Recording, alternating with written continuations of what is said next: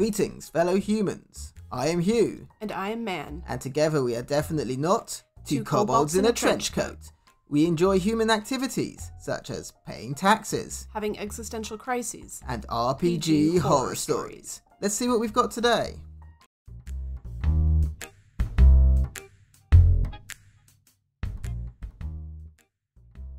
Up first, we have some Journey to the West inspired incest, a DM who flat out says no to all the party's ideas, and a party whose expectations suffered from the Matt Mercer Effect.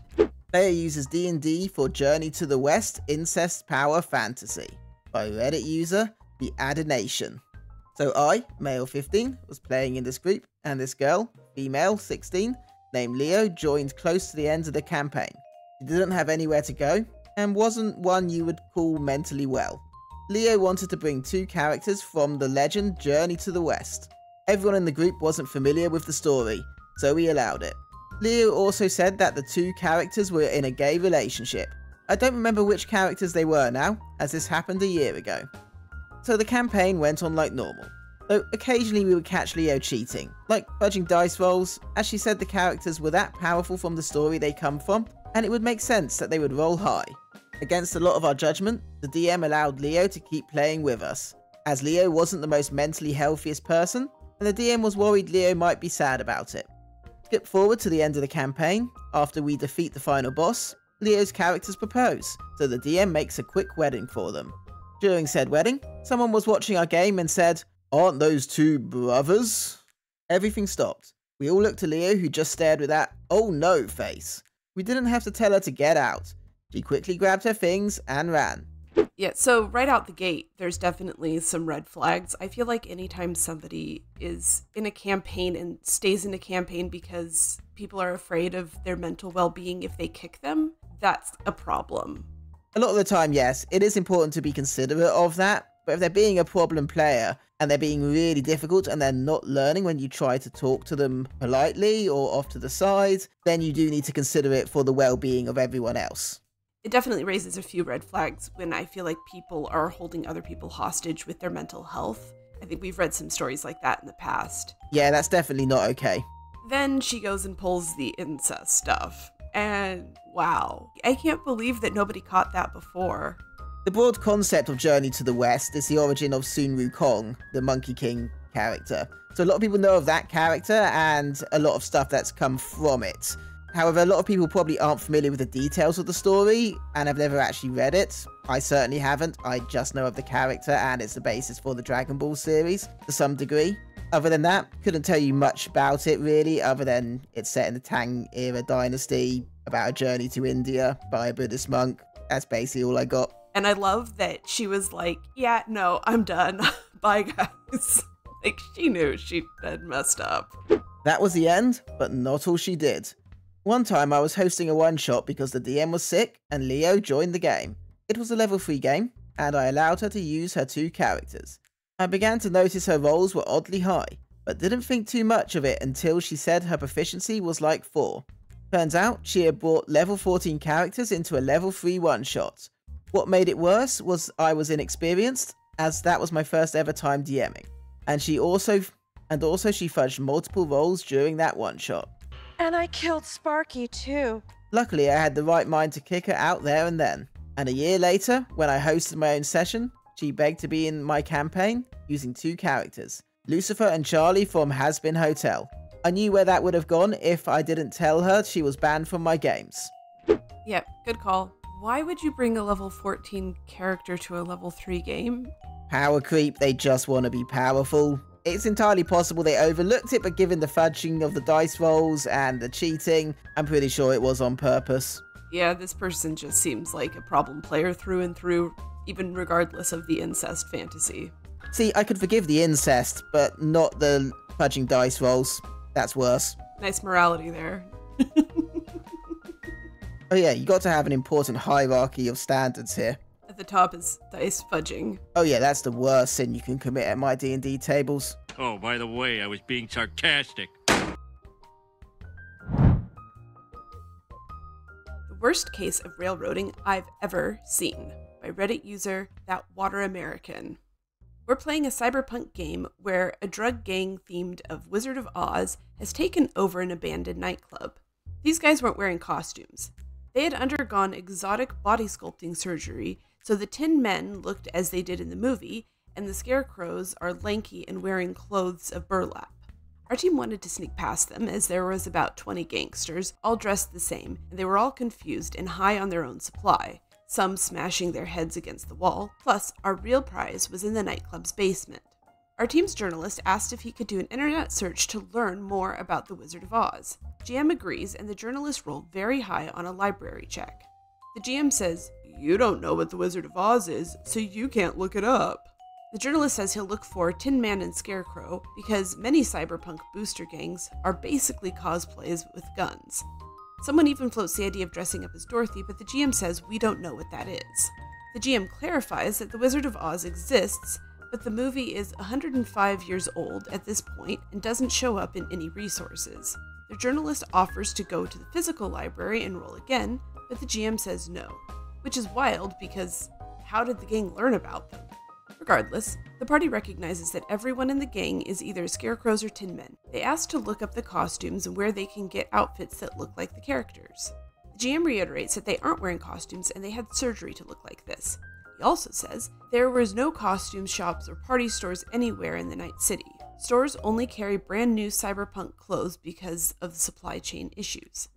This is feeling a bit ridiculous. It feels like the DM doesn't want them to infiltrate the gang at all, and they're insisting they do a different tactic. I'm not familiar with the cyberpunk world. I don't know how much knowledge would be lost. However, assuming all the information on the internet's still there and film reels are still there, then it makes sense someone would know what the Wizard of Oz is.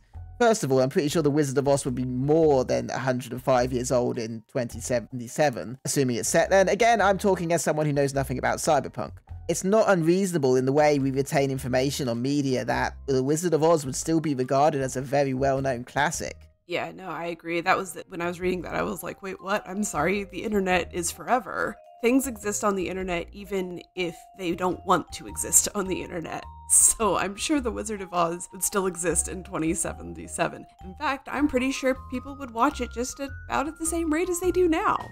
In fact, in the modern age, cinema's already about 100 years old, and most people are familiar with a lot of classic films which are almost that old, like Wizard of Oz. So it's not unreasonable that they would continue to stand the test of time and still remain within the consciousness of people.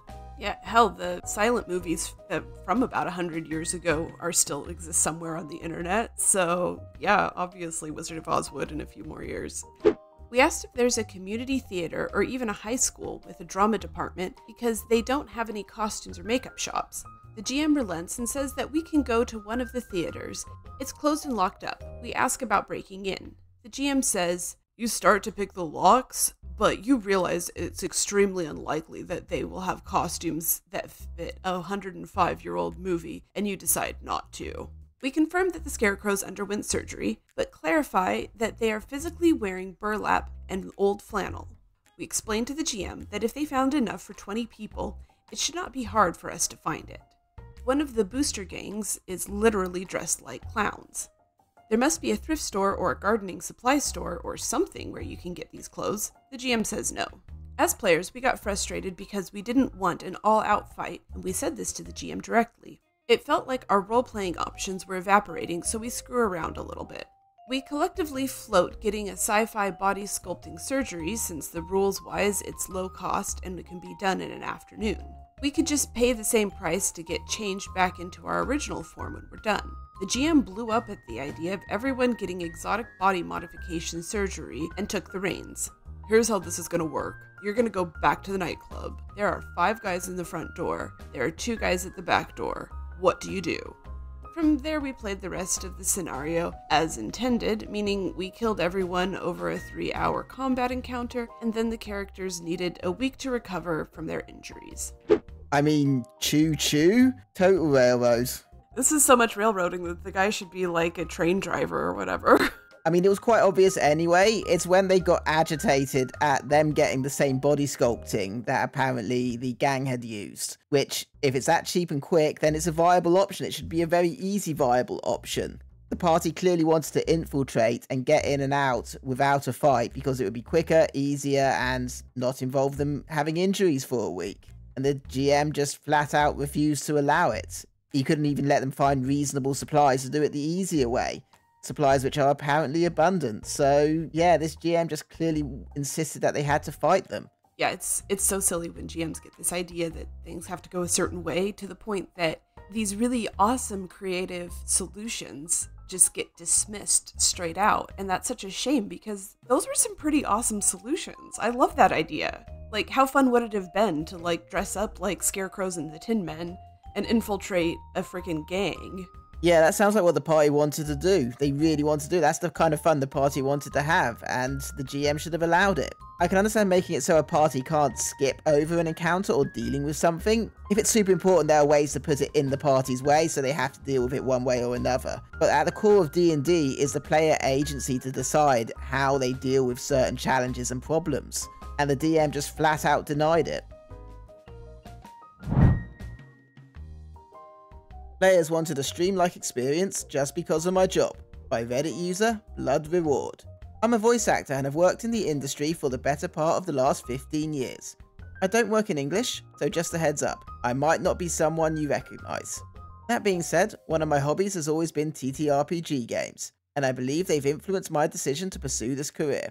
I've been a DM for as long as I can remember, and it's truly the way I enjoy the games. Just because I'm a voice actor doesn't mean my games are any better produced or that I perform thousands of voices for immersion. To be honest, I tend not to do voices for my NPCs. After doing that all day for work, I don't feel like continuing it in my free time.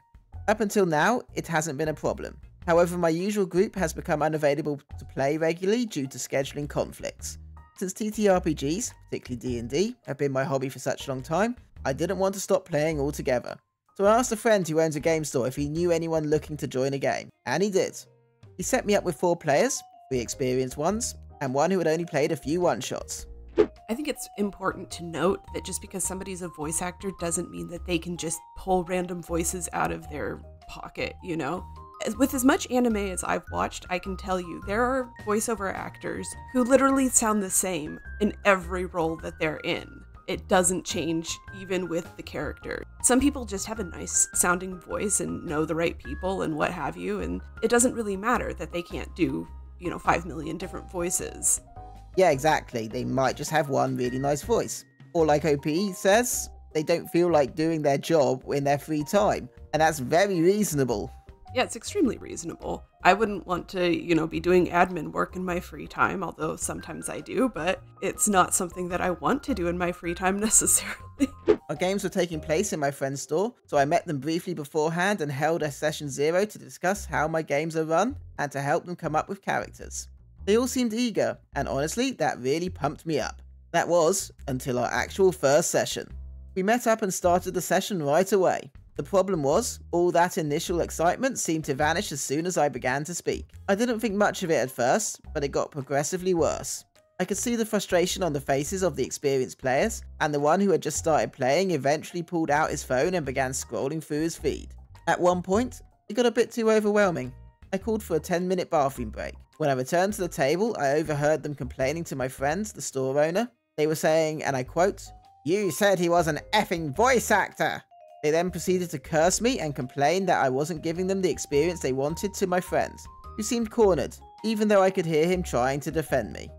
First of all, it's really rude when you pull your phone out and start scrolling in between turns. Like, I get it. Like, I've got ADHD. I struggle to focus in those times. But, like, it is a little disrespectful to the GM if you're, like, not engaged in anything and just sort of, like, on your phone the whole time. Particularly when the DM's right there and it's an in-person game, and they can physically see you not paying attention.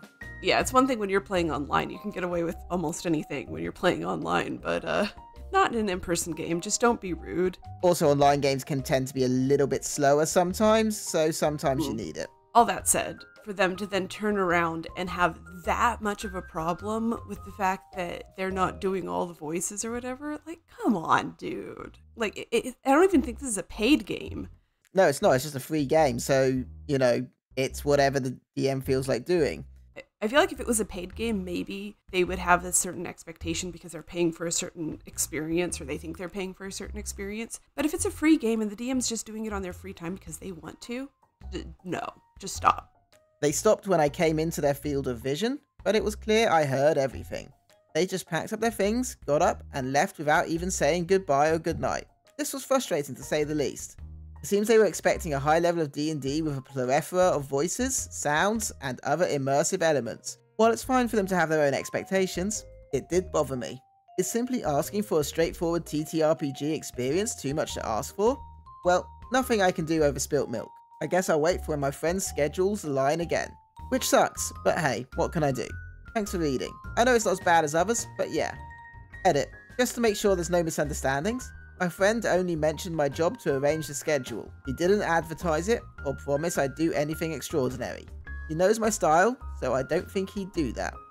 I mean, at least they had the decency to just pack up and leave, instead of pretending like none of it happened and then just being annoying the rest of the time. It's something, but they did basically leave in a strop. They didn't say goodbye, they just packed up and left. That's basically a silent tantrum. We've talked about it before, the critical role effect is something that unfortunately is very real. And it really does bug me because as much as I enjoy watching and experiencing people like Critical Role, doing your own game and having your own experience is just as fun. And it doesn't have to be this big immersive production in order for you to enjoy D&D. Absolutely right. This is a very clear example of the Matt Mercer effect. They saw that the DM was a voice actor and expected Matt Mercer in both style of game, but in this case, particularly the voices seems to be the big issue, or the lack of.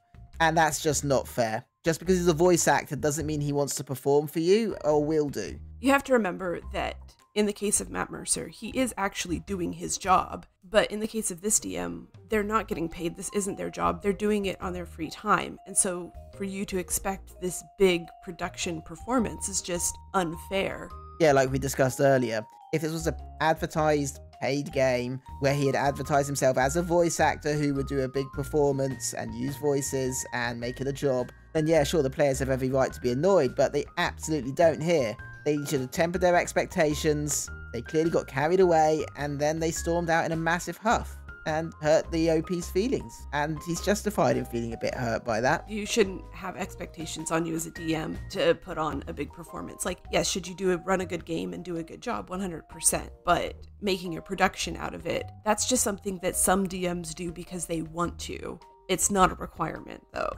Personally, I love doing voices as a DM, and I love doing voices in these episodes. Ain't that right, viewers?